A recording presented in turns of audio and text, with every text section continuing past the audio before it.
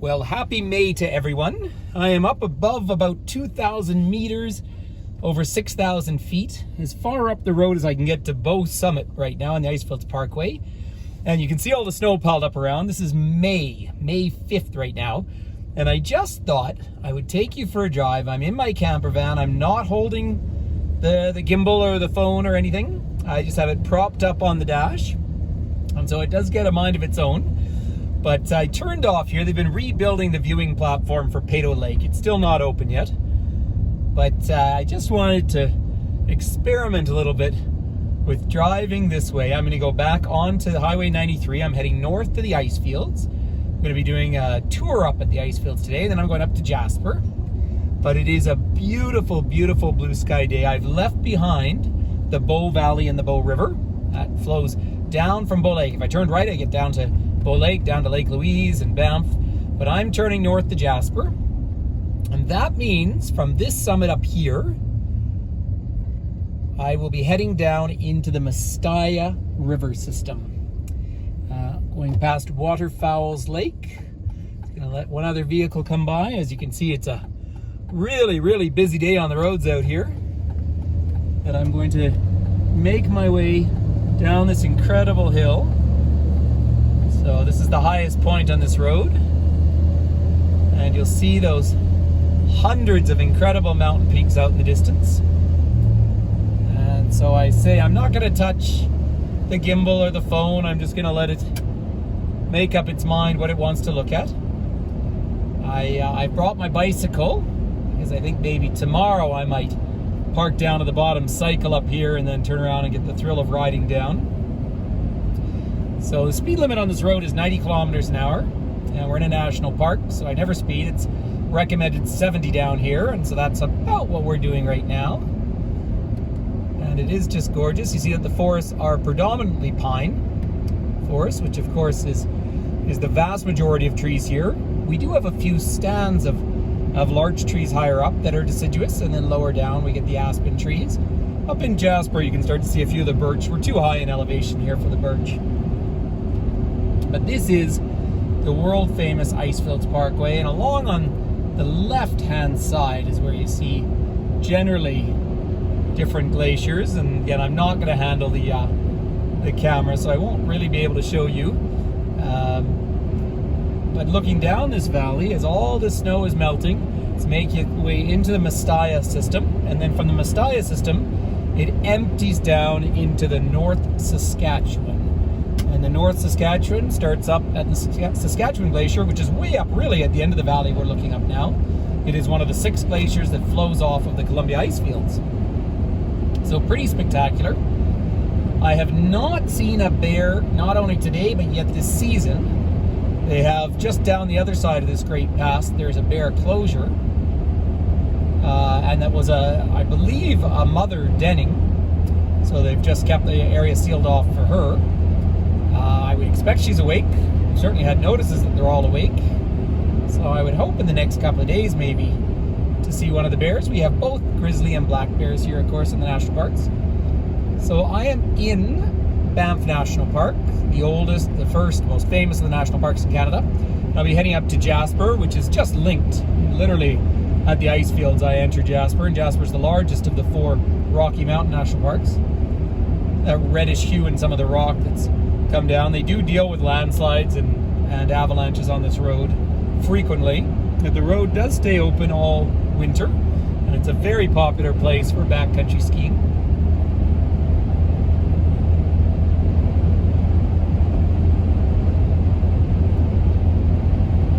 So I'm about a 2.25 hour drive from Calgary, about an hour and a half from, a little less, hour and a half from Banff. Of course, Banff town is in Banff National Park. See the sign here? Avalanche area. That means no stopping. No threat of an avalanche today, but they just don't like people stopping in areas because noise can trigger avalanches. This is a pretty spectacular road just to be enjoying. So I'll just cruise along for a little while here and let you soak in the lovely environment.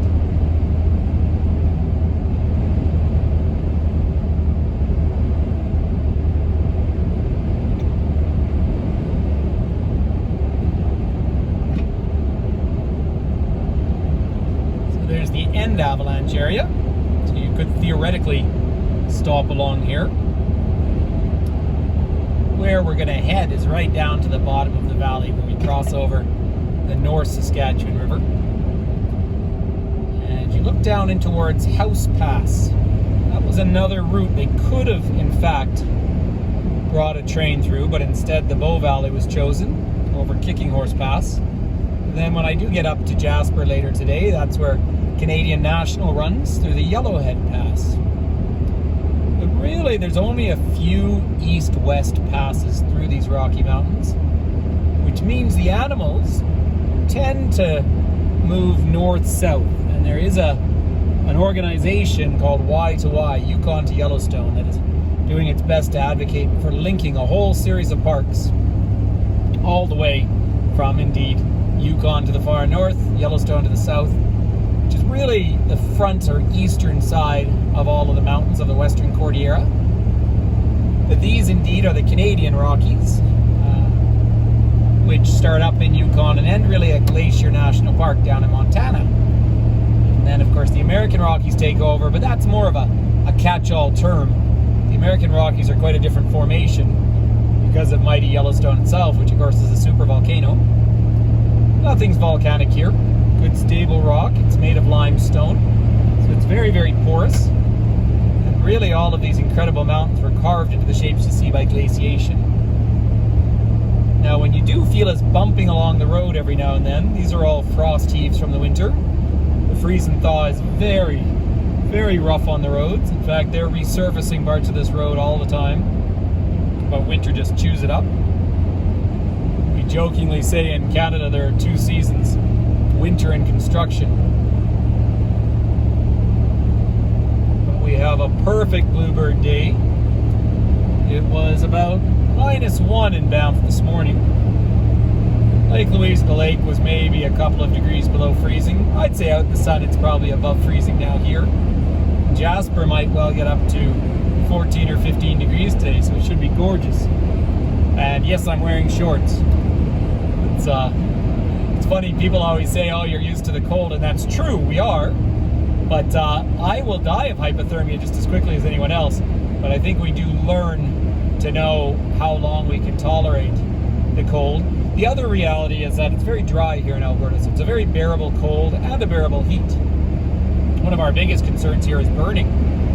The air is so clean, and the higher elevation means that even on cool days you can burn very easily. So sunscreen, hats, glasses, they're all required for survival in the area.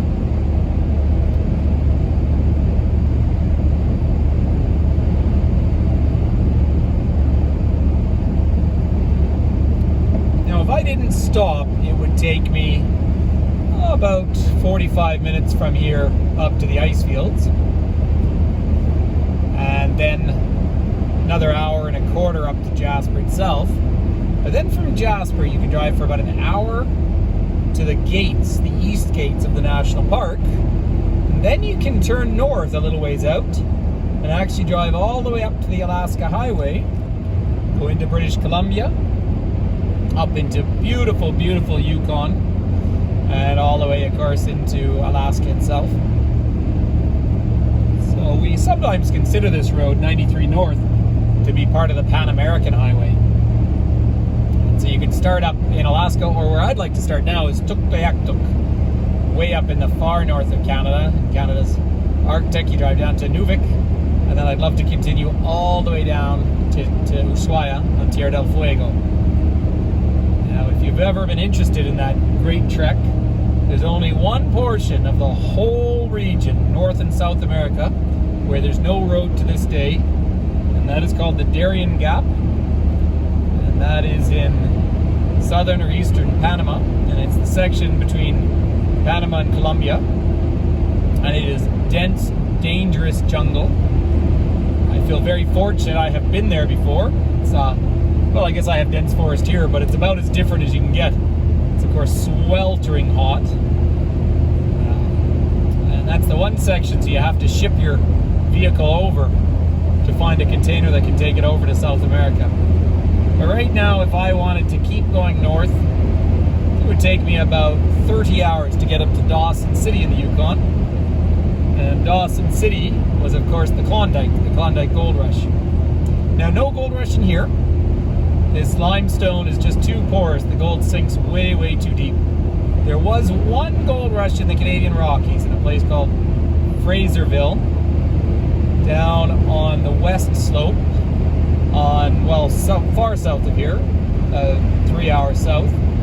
And in 1860, it was a town of 4,000 or 5,000 people. It was the one gold rush. Obviously, there was an extrusion that pushed some gold out. But really, people come here just for the sheer beauty of it and all the wonderful outdoor activities.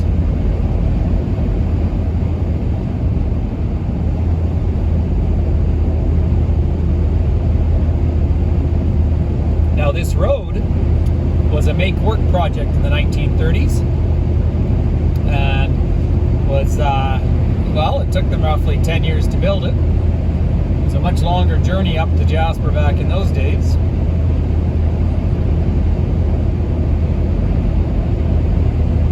Just moving along to a little bit of a plateau here. This is where we come up to the waterfowl lakes.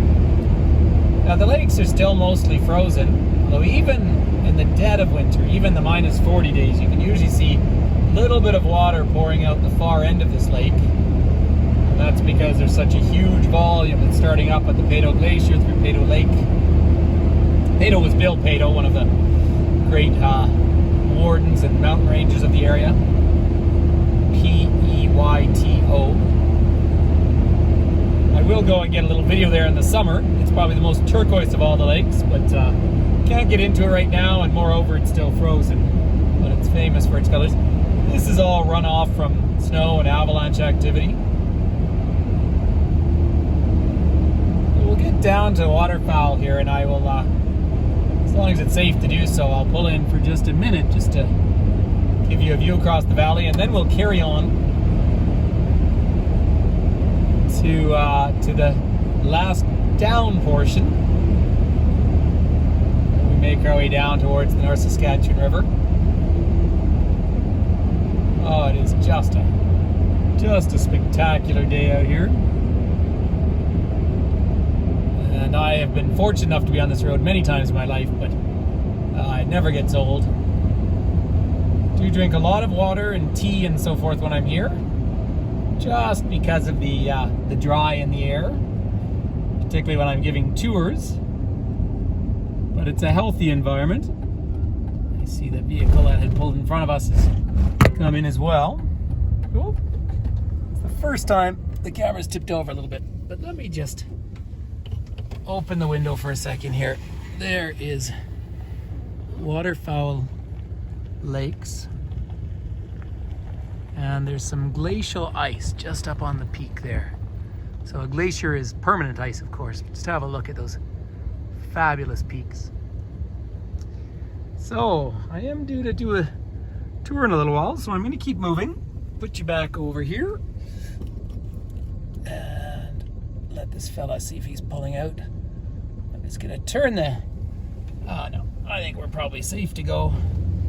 As you can see, there's another van though, so it's a really busy day out here. We'll make our way out the road. Love the van, so it's my little camper van. I'd really love one with a high top on it, but at least this one's good enough, and I do have electricity. So along the waterfowl lakes we go, and then we start the run down towards the North Saskatchewan.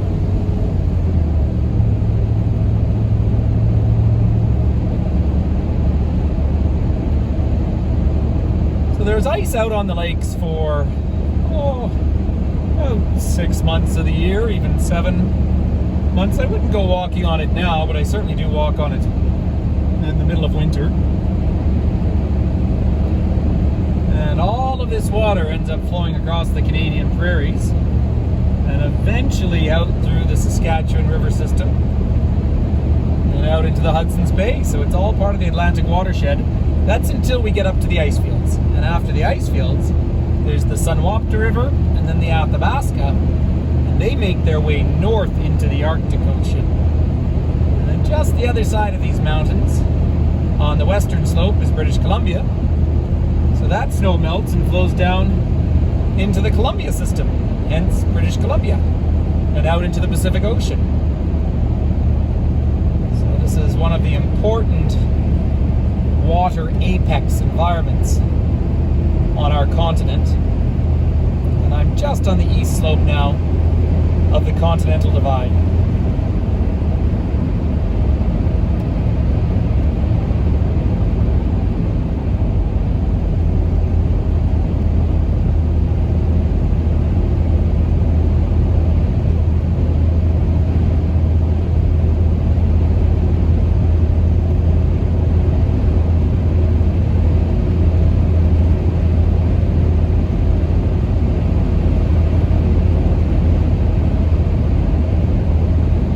Another nice section of new tarmac on the road here. This was laid just last year. And as we crest up over this hill, way in the distance, those are the same peaks we were looking at before, but have a look at this view coming into range. Motorcycle coming up towards us. Motorcycles are at best a hobby here. There's gravel on the road for about 8 months or so, and when the weather gets warm, people take them out. Although I will say, now I'm a really avid road cyclist and I love it. I like the idea of motorcycles, but the ones with the really noisy pipes on them are terrifying to wildlife. And also, because I live in a mountain town, people drive through with those things cranked up and they can actually wake us up. So I would say that I'm not a huge fan of those sort of vehicles. Now have a look over on the right here. See that amount of erosion? Continuously the ground is eroding, and just one road shakes up the ground, but it's a very, very thin topsoil.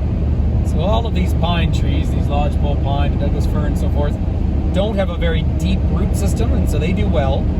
But they do hold the soil together. But this is not a place where you would do very well as a farmer. The First Nations always use these areas as hunting corridors.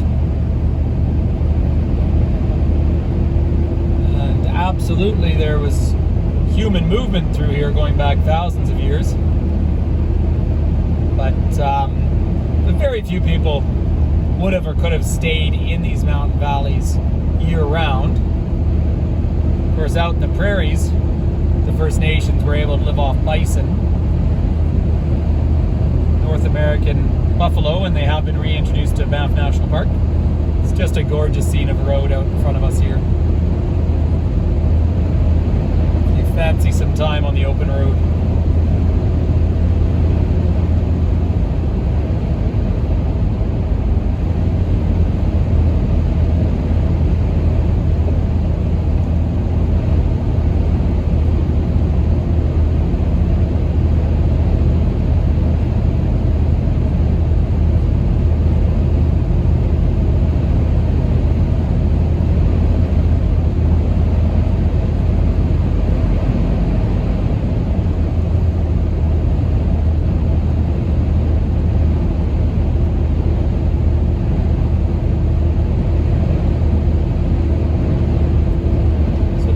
Driving is a 20-year-old van, but I still have low kilometers on it. I'm very fortunate from that point of view. And I've camped up at the ice fields in it when it's gotten below freezing outside, and just 2 or 3 degrees above freezing in the van, but that's actually plenty warm, plenty comfortable. And I do have a little portable bathroom, but that's just the reality when you wake up at night in the cold. But it is so beautiful as well, stepping out and seeing the stars when you're here in the Rocky Mountains. Perfect blue sky, or clear sky, I guess, at night. And we do see the northern lights up here. You have a bit more luck when you get out to the prairies. just because of the more open sky. But Jasper, where I'm headed to, is a dark sky preserve. And so they've turned all the lights down, and of course it's a very isolated community. The park itself is over 11,000 square kilometers. And really outside of the town, which is barely 5,000 people, it is just pure wilderness. And you can do walks up there with Parks Canada and a local company. They talk about the sky and the stars. And of course, they don't use the zodiac as people know in the European sense, because the First Nations had their own names for the stars. Have a look at this. Now, when we do make our way to the bottom of this valley, so it really is downhill from here, we're still along the Mestalla, but all the way to the bottom, there's the one junction on this road between Lake Louise and Jasper. There is a turnoff here, Highway 11, the David Thompson Highway. David Thompson was arguably the greatest map maker of all time. Plotted out most of these areas for both the Northwest Company and the Hudson's Bay Company. But up on this valley up here, you can turn off and drive all the way to Rocky Mountain House, which is not actually in the Rocky Mountains, but it was the trading fort.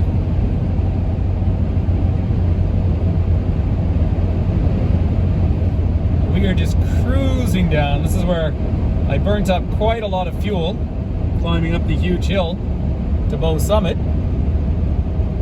Now I can cruise down. Speed limit drops here just because there's a new pull-in for Mestalla Canyon. Maybe we'll go do a video there one day. So I'm due at the Icefields in just over an hour or so. Will mention that I do virtual live tours on the Heygo platform, so HEYGO.com, and guides from all over the world do them. So it's been really a lovely thing during a pandemic, but it's not something that's going to end, because even when you can travel, you may not be able to travel everywhere. I feel very fortunate that my little corner of the world, I get to share all of this incredible nature. Now, a few years ago, this obviously is 2021, it's 2017, we had terrible forest fires all through British Columbia and so forth, but this was one fire that made its way over into Alberta here. So you're going to see the burned trees, and the trees are just left there. They're left there because they hold the soil in place, like I was mentioning earlier, and they gradually get reabsorbed. And of course, the whole growing season, or stations begin again. Deciduous trees come up, and then eventually the pine trees and the more mature forests. So the trees are just part of this very fragile ecosystem. And even though it's vast, it is fragile. The tree line is low. The Rocky Mountains are, at the end of the day, rocky. And then all of the sort of brown soil you see is just the ground up mountains that were ground up by the glaciers flowing along and of course receding. And so we're coming into the next river valley here. We'll be coming up to the Saskatchewan River crossing, the North Saskatchewan River. It becomes the Saskatchewan River in the east part of the province of Saskatchewan when it meets up with the South Saskatchewan, which really is the Bow and the Old Man and the Red Deer all coming together. So there's a warden's home over here on the right.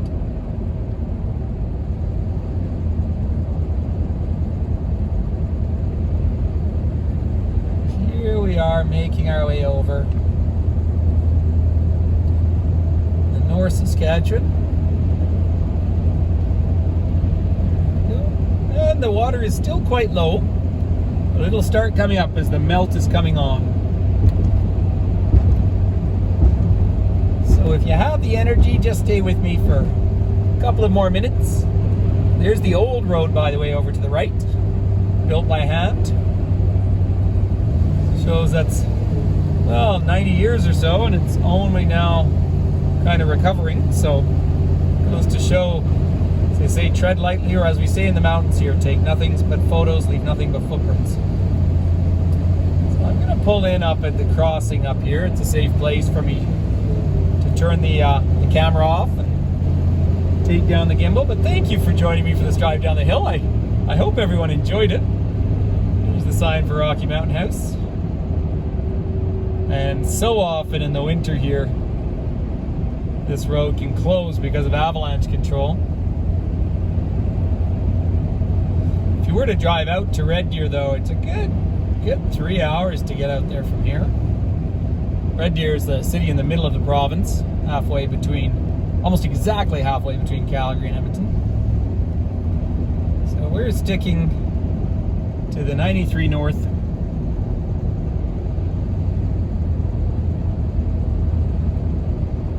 I'm just gonna pull in up here at the crossing.